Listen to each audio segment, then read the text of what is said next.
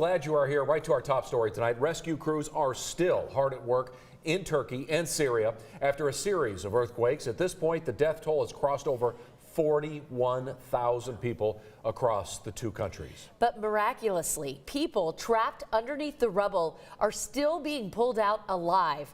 But hope, of course, is running out as rescue operations switch to recovery efforts. Now, special missions like that massive earthquake causing widespread structural collapses are what some Waco firefighters are training for.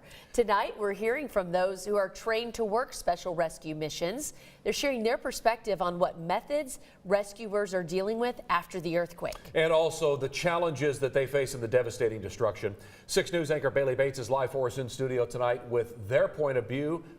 Bailey, what did you learn? Chris, Lindsay, Waco fire members say the success stories out of Turkey and Syria right now are all because of the rescue missions and recovery efforts that the highly trained individuals are doing. The same skills they train for when they get those calls.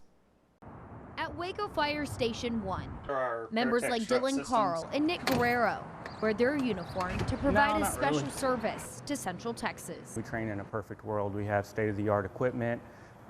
And it's in a controlled environment. They're skilled in structural collapse rescues, like the missions constantly running after a historic earthquake in the Middle East. Now they're faced with real-life situations, ticking against the clock, trying to get these victims out alive.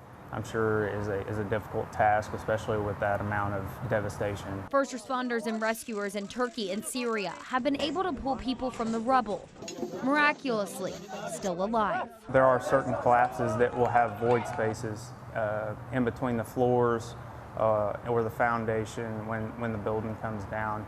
And it's not unusual for people to be found within those void spaces over the period of time. Most of the damaged buildings have been concrete.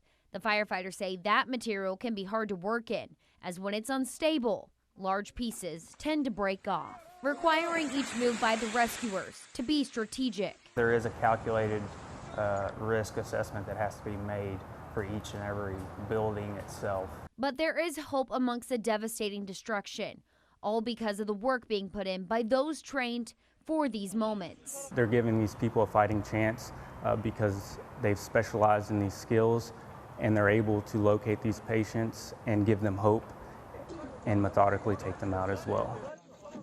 Waco Fire's technical rescue team uses their structural collapse skills mostly for vehicles crashing into buildings. They're also trained to help in swift water, combined space, and trench rescues. But you never know when any of these skills will come handy and whenever someone in Central Texas is going to need them. It immediately makes me think about the Aggie bonfire collapse where they were using those skills, as well as 9/11, where some of our Central Texas folks went up there because they were so trained, Bailey. It's amazing. And the the challenge of moving those heavy materials and everything.